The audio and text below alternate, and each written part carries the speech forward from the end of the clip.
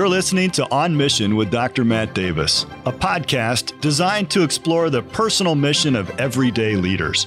Hear from men and women who are making a difference in their corner of the world and discover what keeps them on mission. Welcome to On Mission with Dr. Matt Davis. I'm Jonathan Sheely. Our guest today is Dr. Andrew Goodwill, Dean of Students at Maranatha. Dr. Goodwill and his wife Heidi live in Watertown and have 3 children, Addie, Alex, and Anna. His first job was a general helper at Mailboxes and Parcel Depot. His favorite meal is bratwurst, and he enjoys sports, cutting wood for a fireplace, and playing chess. Dr. Goodwill's favorite sport teams are the Wisconsin Badgers football and basketball. Andrew, welcome to the podcast. It's great to be here. Thanks for having me. Did you always want to be a dean of students? No. Oh, okay. No. Because it's a straight line from whatever that first job was to this job. Right.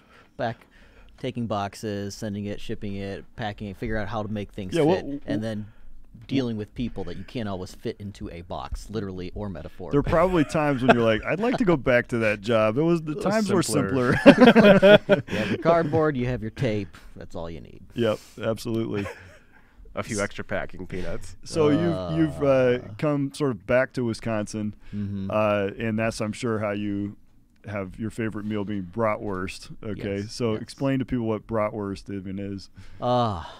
Bratwurst is meat that you grill, but it's not hot dogs. Yeah. Bratwurst is it's like your canvas that you mix everything into, Yeah. and then you come out with works of art. I like if you to haven't say it's had identifiable meat. if you haven't had like the buffalo sauce bratwurst here at our local Glenn's Market, you haven't lived. It will enlighten you and change your life. Yeah, Well- because there's all kinds of flavors for brats. Right. Yeah. Right. Yeah, and it's I don't know if it's just a Wisconsin thing. It's maybe a Yeah. Midwestern, northern Right. Midwestern Right. thing. But tube-based meats. I mean, is that? Yeah, tube-based meat. We But had you would- some brats at the Golf Classic Ooh, a good. couple weeks ago. The mushroom and Swiss. Yes. Yes, I'd never. That had was them, also, right? amazing. also life-altering. Did you? I don't know about that. That could be a bad thing, like life altering doesn't usually connotate a good thing. Okay, but do you have a particular flavor of brat that you think is the best that you want to promote? I mean, you have your classic Sheboygan if you just want a bratwurst. Named after a city in Wisconsin. Exactly. But seriously, the buffalo chicken sauce one that Glenn's has, That's the one, huh? it's the one. It's the So one. Buffalo chicken. So Or- the big question for Wisconsin people: do you put the extra stuff on? Are you the sauerkraut guy? I like sauerkraut, but I'm a little bit picky now with my sauerkraut. Oh, Like the farm fresh sauerkraut. It can't really be fresh because it's fermented. But all your different flavors, still crispy, so it's not like the sogginess of it. yeah. Yeah. Okay. Apple cider, that's the family's favorite right now. Okay. I do sauerkraut too, but only on a Sheboygan brat. Because I My- feel like there's a flavor palette there that just works. My together. friend Pete Mitchell used to live here, used to work in the food service here at Maranatha, went off to serve at Camp Chautauqua. I think he's at a different camp now. He started a business making brats, and in his garage, which is exactly what you would That's think right. it is. Backyard. But man, when Pete would announce that he had a new batch and he was trying a new flavor, like everybody wanted a sample of that. So, and they come up with some weird ones. There are admit. some bad ones. Blueberry? No. Yeah, no. Don't do blueberry. That one was not good. Cranberry? Not bad. Okay. Surprisingly. We didn't try that I one. could see that. Yeah. Yeah. Well, we are here to talk about you and how God has used you over the years and what God's taught you and what you've learned along the path, the journey. And so right away, Jonathan likes to hit you with a deep question. So Do you have a mission for your life? Absolutely. So obviously every believer has the mission of bringing glory to God. It's Ephesians 1, it's kind of also our tagline as a university, to the praise of his glory. That's why I was saved. But underneath that, 2 Timothy 2:2, the things that have been entrusted to me, I need to commit to faithful men and women who will be able then to instruct others also. It's Discipleship 101. Receiving discipleship, giving discipleship and seeing disciples go and disciple. Yeah. That's what it's about. I remember talking to Dr. Drost, who teaches leadership in the School of Business here at Maranatha, and as he was doing his dissertation talking about servant leadership in particular, he said one of the biggest missing elements that we have in our minds of servant leadership is really the essential nature of servant leadership is to create leaders who then also disciple others, that it's multi-generational in the leadership impact. Yeah. And, you're articulating that from 2 Timothy 2, and he's articulating it from even a business standpoint, that the way God has designed it is that there's a ripple effect to our lives and an impact that's multi-generational. We think about, I want to have a group of people that I'm investing in and discipling. But we don't always think about that the purpose of me discipling them is for them then to be able to turn and repeat the process with another group and thereby exponentially multiply the impact. Yeah, work yourself out of a job. Get to the point where you look at somebody and says, you don't need me anymore. Somebody else needs you now. And that's wonderful. So you were involved in church ministry and you've prepared academically along those lines with seminary and your undergraduate. And talk about how you saw that play out in church ministry first. Sure. Well, so in church ministry, 2 Timothy 2:2 is happening all the time. I mean, it's the goal of the pastor to equip the saints for the work of the ministry. It's the goal of every believer to provoke one another to love and good works. There's this input all the time. So for me specifically, I was 3 years the assistant to my pastor out of school. It was children's ministries. That's what I got to be involved with the most. So teaching children, teaching and helping teachers better understand how to work with children.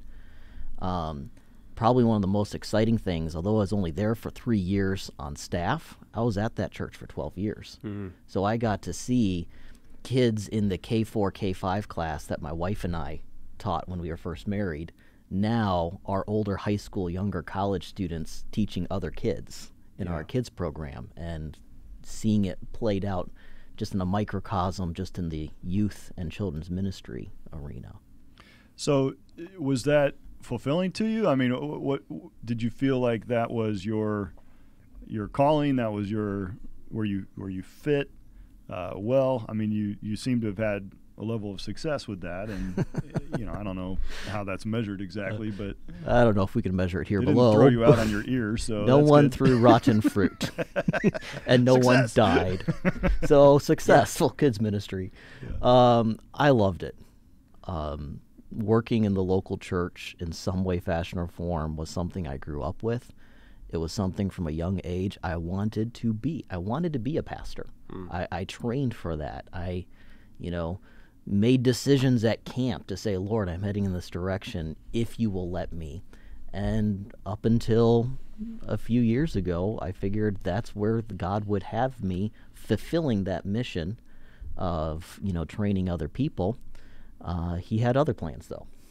As far as what that would look like. Oftentimes that's the case for, you don't know for your whole life what your vocation is going to be. The average is like 5 to 7 different vocations that people have these days. You consider yourself a millennial, by the way? I am, yeah. You identify as a millennial? No, he identifies as a boomer. Yeah, your social media, your lack of presence on social media would indicate you are not a millennial. I thought that indicated wisdom. Maybe. Well, maybe, but again, that's not what I was talking about.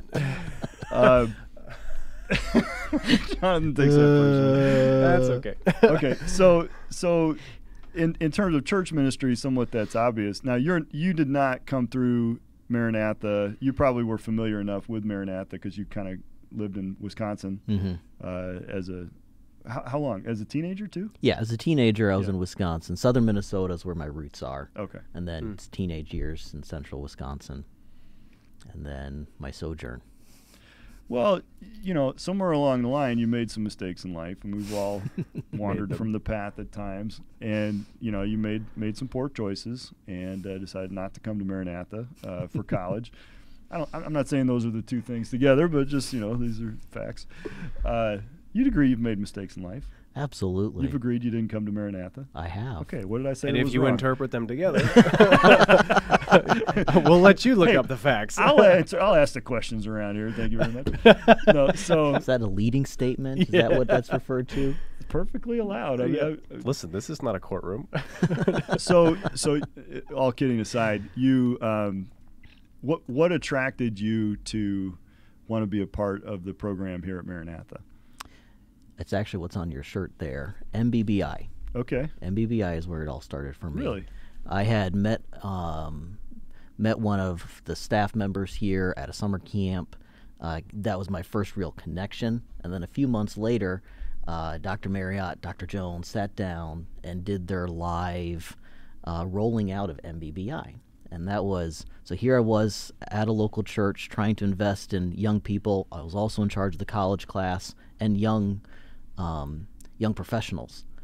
Well, I had a few young professionals who college just wasn't for them. And Yeah. I looked at MBBI and the Maranatha training. Baptist Bible Institute, we should Yes. say. Yeah. Sorry. Maranatha Baptist Bible Institute. And I thought, that's what so many young people need. It's training for the local church. And to have one or two of those types of graduates in your local church as a pastor for decades, leading families, growing, maturing personally, that's awesome. Yep. So I made the mistake of sending an email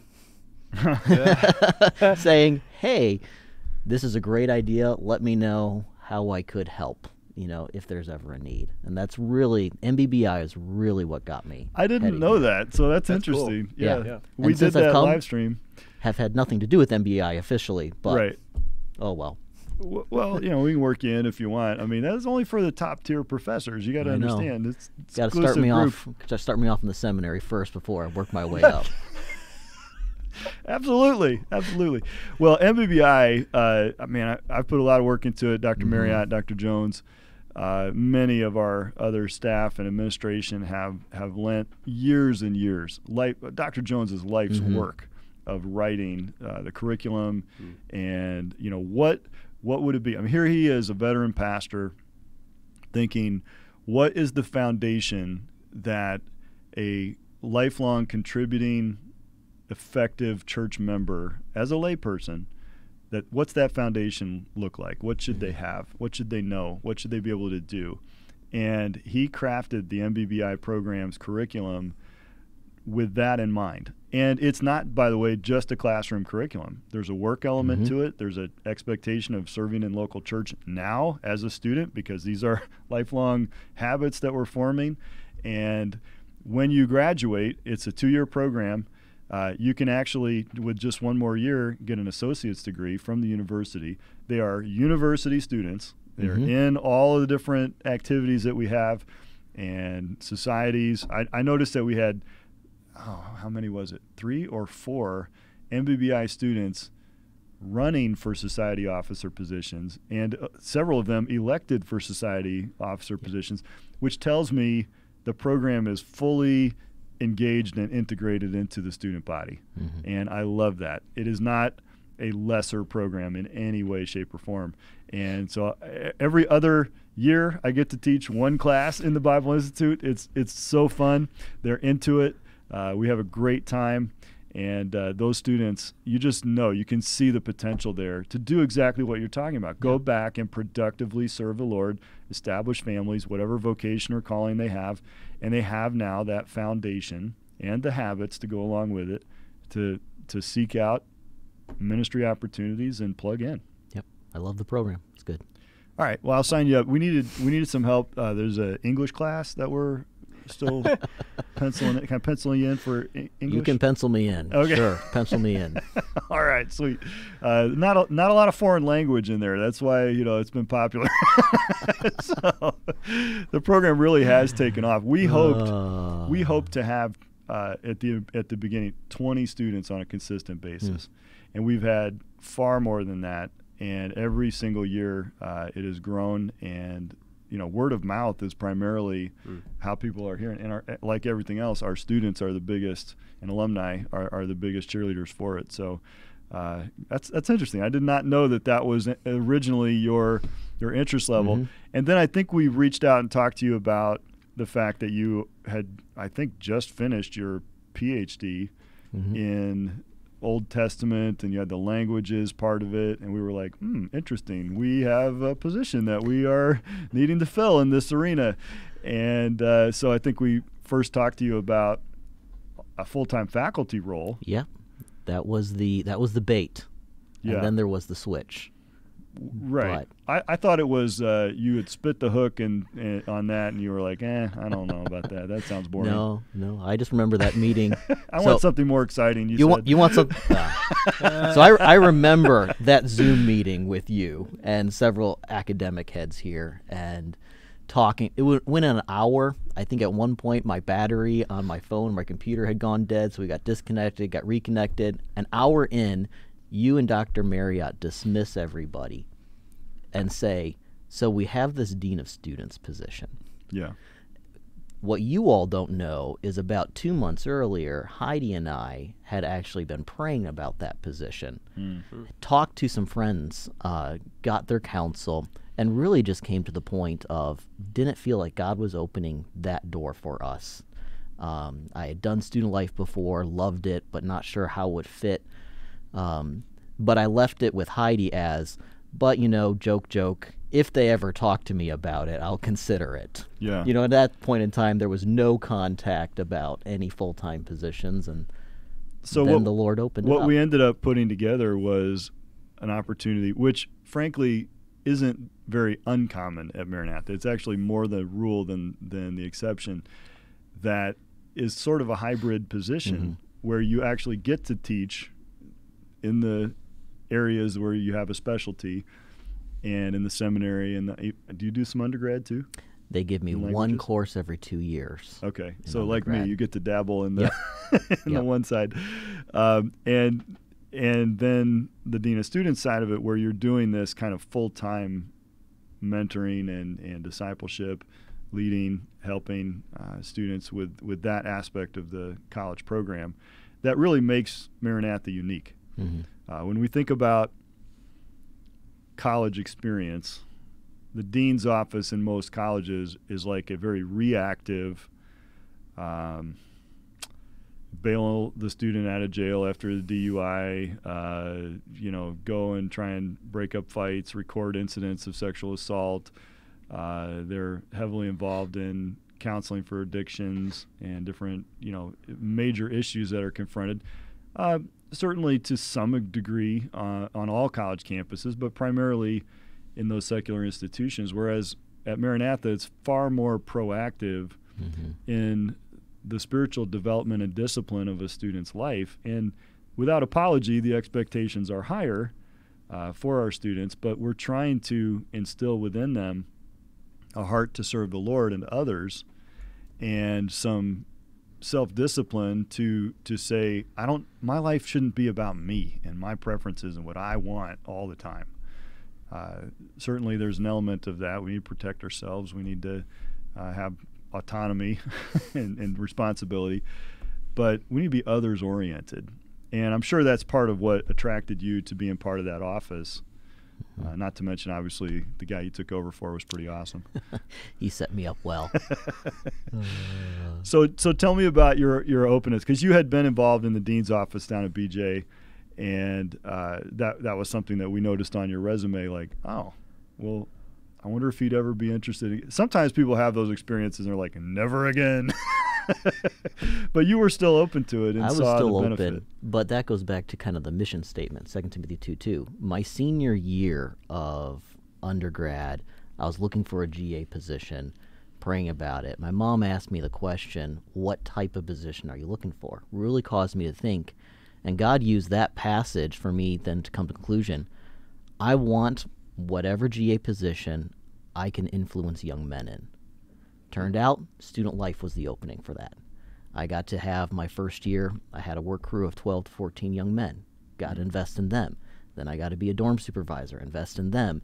And then when the Lord What was the work crew? Was it like just a literal work crew? It was ePass, so it was their off-campus system. So I got to train them, work with them. But we went I tried to take it the extra mile, and that was one-on-one meetings every few weeks with each of them, group meetings, doing Bible study. There was always some devotional going on when we had our weekly work meeting, because the mission of my GA position wasn't just that things would be functioning well. It was things functioning well and investing in these young men who I got to work with. So that's what got me into student life, and that's then ultimately what attracted me here to student life, is that same opportunity, minus the fact that I didn't have to live in the dorms anymore. That was a big difference. Well, it's awkward when you got a wife and 3 kids. Yes, although my wife lived in the dorms with me for 7 out of my 8 years in student life, and all 3 of my kids came home from the hospital to the dorms. To a dorm. So, okay, well, my oldest, when she graduates, not if, but when she graduates from Maranatha, amen. She still would have lived more of her life in a guy's dormitory than in the ladies' dorm. Even after 4 years. Even after 4 years. Well, good for her. Yeah, That's Claim to fame. it's icebreaker something. question. Yeah, I was going to say, it'll be that thing that she says on tour. When Raise some eyebrows. Yeah. Yeah, What was that? Yeah.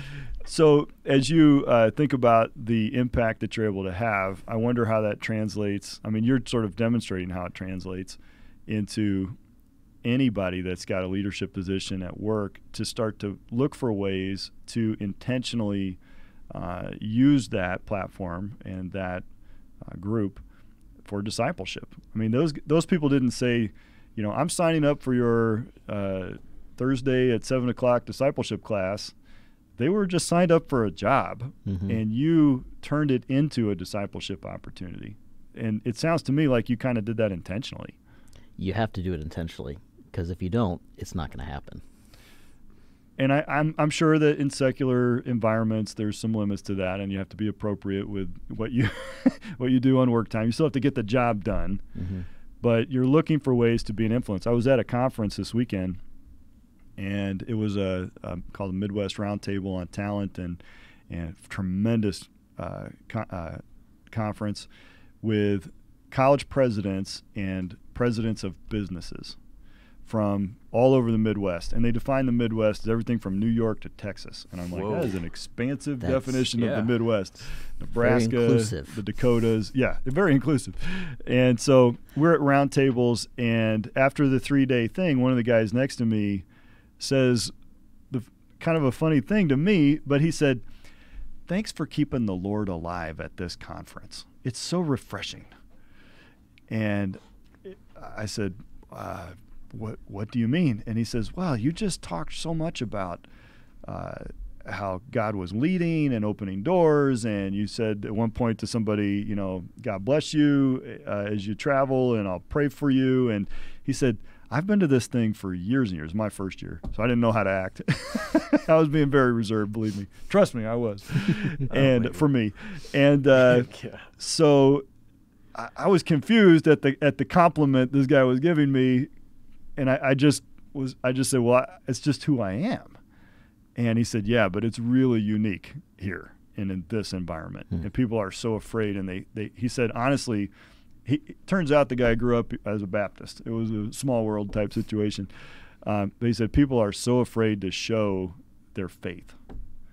Well, that's kind of sad, right? I mean, in an industry like higher education or just education in general, you ought to be able to show your faith. Don't be afraid. Just be who you are. Maybe the fear comes from, well, if I let people know that I have faith, in this kind of a community of science and knowledge and PhDs all over the place, that I'll be made fun of or looked down on or somehow diminished or held back.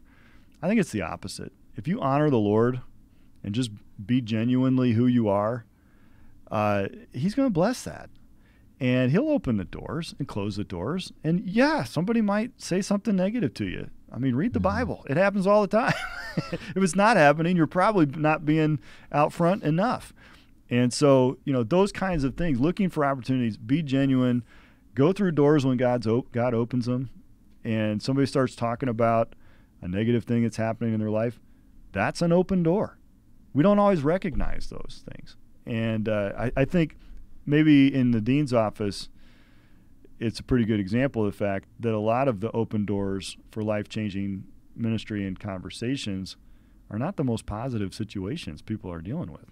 Mm-hmm. You guys deal with some heavy stuff. Students these days come from difficult circumstances, and thankfully, one positive change, I think, is that we're more open now to talking about those traumas that we have in our past, and some have in their past, and they're not hidden away and repressed as much. And so when those things do come out, we have a chance to deal with them biblically. And can you talk a little bit about the perception of the dean's office? Some might have like, oh, it's rules enforcement, versus where you really try to put the emphasis and the focus of your work. Yes, we try to be very intentional up in the dean's office. Yes, we are the keepers of the policies, procedures, rules, but even that, as you mentioned earlier, there's intention to that. We're going for a longer game. Don't focus so much on the standard that's given, focused on the mentality the standard is supposed to help you live up to. And frankly, if you can shave or wear this or that in this context, you can fit in the workplace and have more open doors later on. Mm-hmm.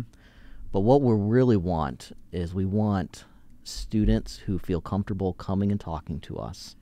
You mentioned the hurt. Absolutely. It'll make you weep sometimes when you think about certain things that our students have gone through. Yeah. Burdens that they've been carrying because they didn't think anyone could help them with it. I actually can't help them with it, but I know the God who can help them with it. Amen. And sometimes we limit God's ability to work in us and through us, and there's an answer that's out there. It may sound foolish per the world, but then doesn't, is it 1 Corinthians? I don't know. I'm an Old Testament guy.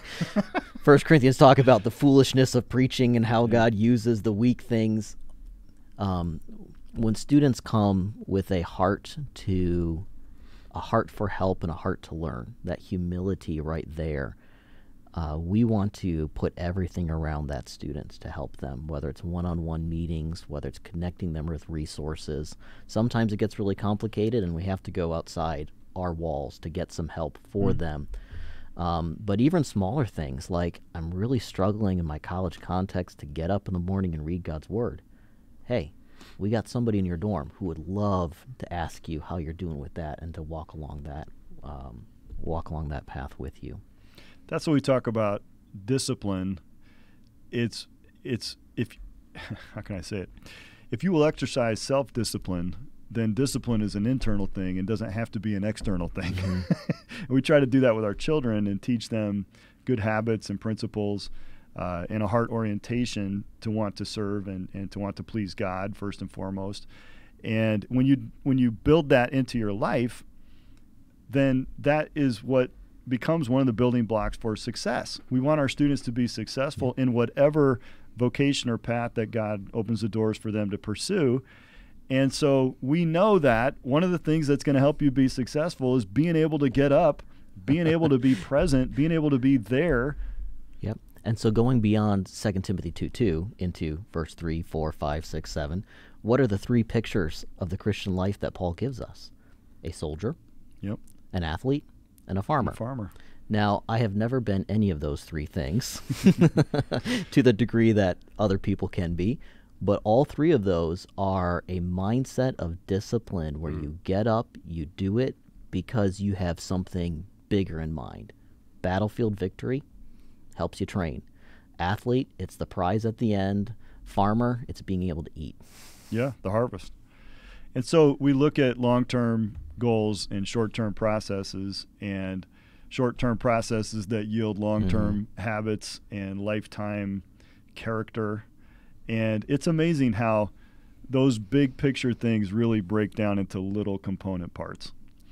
But yet the little components are the things that tend to stick in our upset, in our aggravation. It's the princess and the pea kind of a thing. and oftentimes somebody will think, well, this is so arbitrary. And, what's the reason for this? I mean, how often in your office do you hear, like, why? The question of why do we have to or why can't we? Is that a pretty persistent question still? Yep, every day. We haven't got the code book exactly nailed to where nobody asks that question anymore. Nope.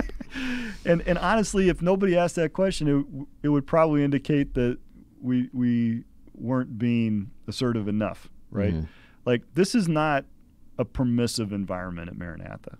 This is if you're looking for a permissive environment in higher education, there are 3,999 options out there for you to go and pursue, and you'll get what you get. And it's not at all a mystery what the outcome is when you throw 17-year-olds into those kinds of permissive environments. Mm-hmm. It's life besetting and destructive.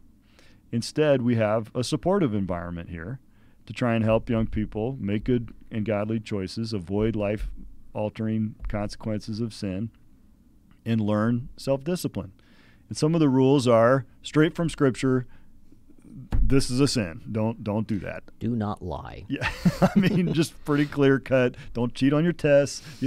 Don't hurt people. Just very clear. Go to church. Like iniquity or those kinds of things, right? Like this isn't a question. But there's a lot in there that you'd say this isn't objectively necessarily a sin issue, and yet you're expecting the students to conform to a higher standard. Why? Why would you do that? Yeah. You're just trying to be a jerk? If I am, I'm doing a really good job. Oh, I don't know about that. No, you're way too nice. We have our biblically based. This comes straight from Scripture. Some of the things we do, there's some legality issues in there too. True. But then we get down to really what we just call our community standards. When you fit hundreds of sinners on the same campus, you need something to help with that.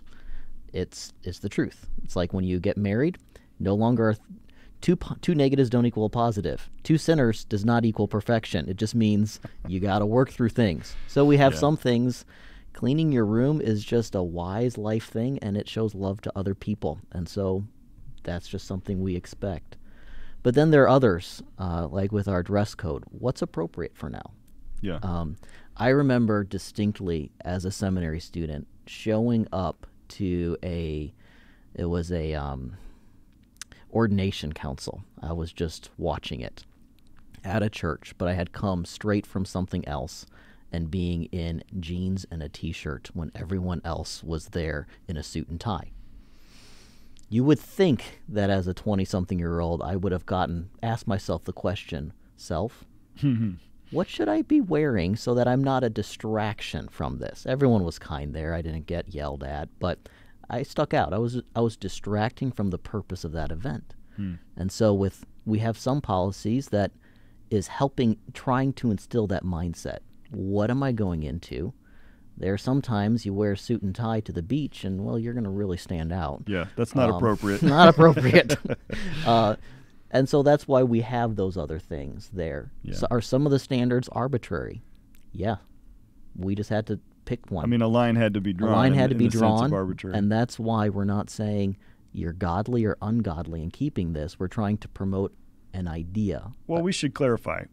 Arbitrary is usually paired together with the word capricious. Arbitrary and capricious. And it insinuates that it was truly random or that it was almost like malicious, that was done with an ill intent to be an aggravation. And that's not what you mean when you say some of the rules are arbitrary. What you mean is they're not a line of sin versus not sin, righteousness and sinfulness. They are lines that have been carefully drawn based on the context of culture and history and best practice as we know it and where we've been and where we're headed. And so they've been carefully drawn, but they're not like we can't point to chapter and verse in the Scriptures to say this is why the line happens to be here. Exactly. I mean, when I first started at Maranatha and when I was a student, every male student had to be clean shaven every single day. Well, that line changed over time, and now after a few iterations, male students can have a neatly trimmed facial hair, right? Some choose to do it. Some do it well. Some are in development. I still am in favor of the beard panel. You guys shot that down. I still think that would have been a solid way to go. I remember shooting that down. I thought somebody else shot that down. Well, I wanted to have a beard panel made up of like female students. Absolutely. Who would And then you take a picture, like some freshman or somebody, that's just first time trying it, or me, the first time trying it out, and it's growing in, and it's like, yeah, an attempt was made, So and then they would like cut off so you couldn't identify the person, but just the beard, and then submit it to the beard panel for a yes or no. Right. I felt like that was a solid approach. I've actually been a part of an institution that had like the three strikes rule. Like if 3 people think that that's not good looking, it's got to go. Oh wow! So just purely like on an attractiveness scale or something. Okay. Yeah. So going back to the arbitrary thing, it's trying to help students think through. There are a lot of good options, but in our context, what option is better? And that's where you get to the history, the well thought out. There are reasons to why we do say that, but it isn't a thus saith the Lord. And for all times and all cultures, it must be done the same way. No, and they need to understand, students and everyone needs to understand that the heart from which these things comes is not one of trying to make life more difficult for people, but of trying to help them learn discernment. The Bible talks about learning to approve the things that are excellent. One of the eye-opening things in business and life when you get out is that most of the decisions in a day are not right versus wrong decisions. They're decisions between 2 perfectly good things and trying to determine which one will be better. And for that, you need frameworks for decision-making. You need a lifetime of experience to put it into context. You need to be able to consider it from multiple angles, and in particular, remove your own preferences and your own self from that equation and think about others. And that's really what these things are about. And so it might come off to you as an annoyance and you don't understand it, but the issue isn't whether you understand it or agree with it. The issue is, okay, what is going to be best for me, for my future, and for others? And that's what I don't see in our society. We are in a me first, now first environment. And that's why we talk about being kind of counterculture to that culture at Maranatha, to where we need to be God-centered and others-focused, and we need to be not about myself in the now, but about eternity and about others. Man, by the way, that's what Scripture is all about. The whole entire New Testament is basically denying yourself, submitting yourself to God, and allowing Him to work in your life. So the student life aspect to that is an intentional part of what I call the program. There's people think about college as being all the classroom, the academics, the major, my professional training, but it's not just about what happens in the classroom. It's about what happens outside the classroom as well. There's another half, at least, to the program. And I would say the character that you develop in college is far more important to your future success, no matter what vocation that is, than the academics that you learn. I very rarely can even remember anything that I've learned in business school. And I'm in business of administration, right? I think about that sometimes, like, I know I took a class in management. I don't remember anything from that. I don't remember covering this or that. It's not the 3 steps to do this and the 5 steps to do that you're going to remember.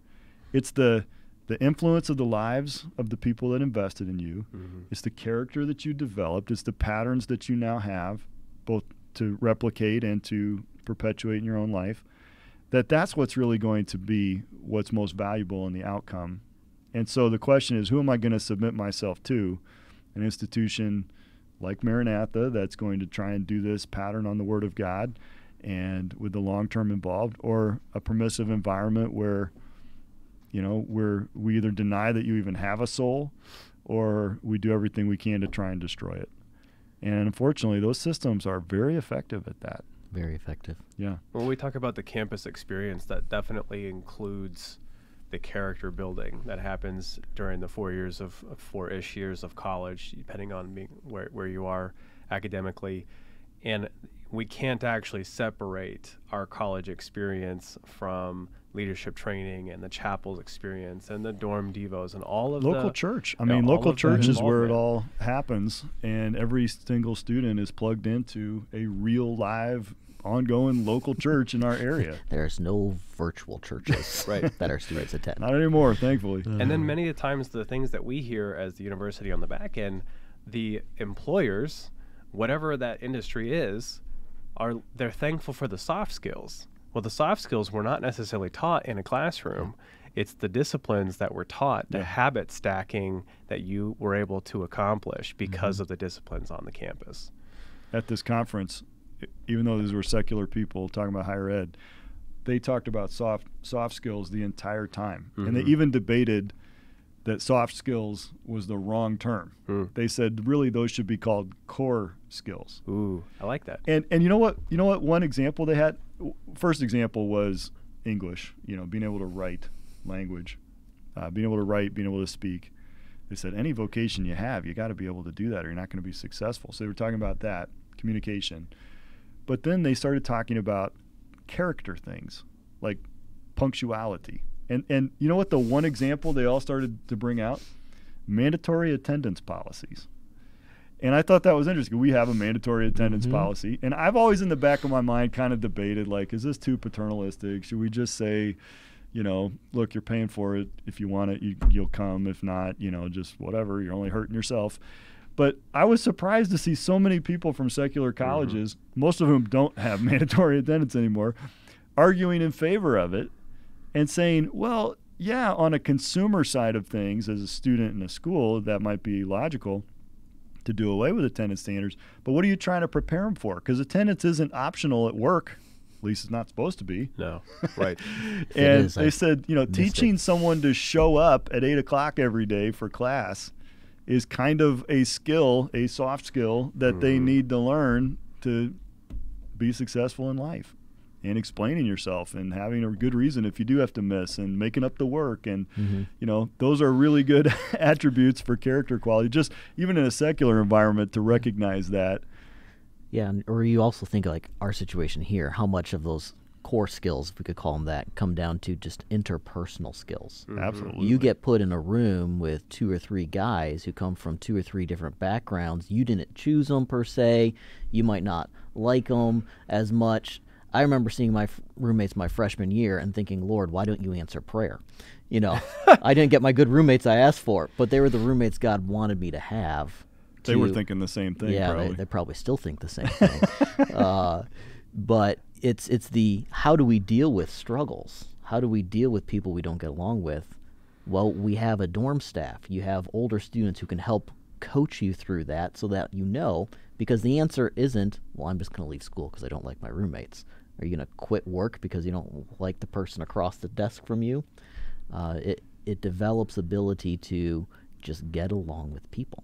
Well, and to focus on being the right roommate, the roommate that, modeling what it means to be a good roommate or a good friend. I never forget, it was one of the marriage books I read far too late. It was like 10 years into my marriage, and I remember thinking, you ever do that? You read a book, you're like, why wasn't this part of the premarital counseling? That would have been good to know. It saved myself and my wife a lot of heartache. And it said, this particular point was, feelings of love oftentimes follow actions of love. And that we can't necessarily command our emotions as much as we can command our actions, but they're tied together. And so a lot of times in these conflicts, there's people I don't, quote, like, will start acting like you like them, and not too long after that, you actually start to kind of find things about them that are likable. And we all have things that aren't so likable. And so I think that's a good skill to learn. And a lot of people that come to school, I mean, over half of our student body are from a homeschool background. This is the first kind of roommate experience that they've ever had, apart from a sibling, perhaps. And so that's a very real challenge, I would guess. It is. You guys probably talk about that a lot in your office. Don't answer that. Well, I'm very thankful for the opportunity to talk to you and get these insights, your life and ministry in the local church, translating that into the classroom and the seminary, and also your work as a dean of students, marshaling that team. You have a huge number of staff from your fellow deans, your dorm supervisors that you invest so much of your time and energy in mentoring, the resident assistants that work under those structures, the room leaders that work under the RAs, and then every single student that lives on this campus is really under your protection and charge. And that is a massive amount of responsibility. I hope you're not too nervous now that I've all laid that out. But they're all in good hands, and I appreciate your leadership, your insights, your heart for others, and the track record that you've had. It's been tremendous. Thank you for sharing that today. Thank you for having me. Thank you for joining us today. On Mission is a production of Maranatha Baptist University. Subscribe to On Mission on Apple, Google, Spotify, or wherever you listen to podcasts. Don't forget to leave a review, as this will help other growing leaders find these conversations. For information about our guests, previous episodes, and general information about On Mission or MBU, go to mbu.edu/podcast. Join us again next week as we examine what keeps leaders on mission.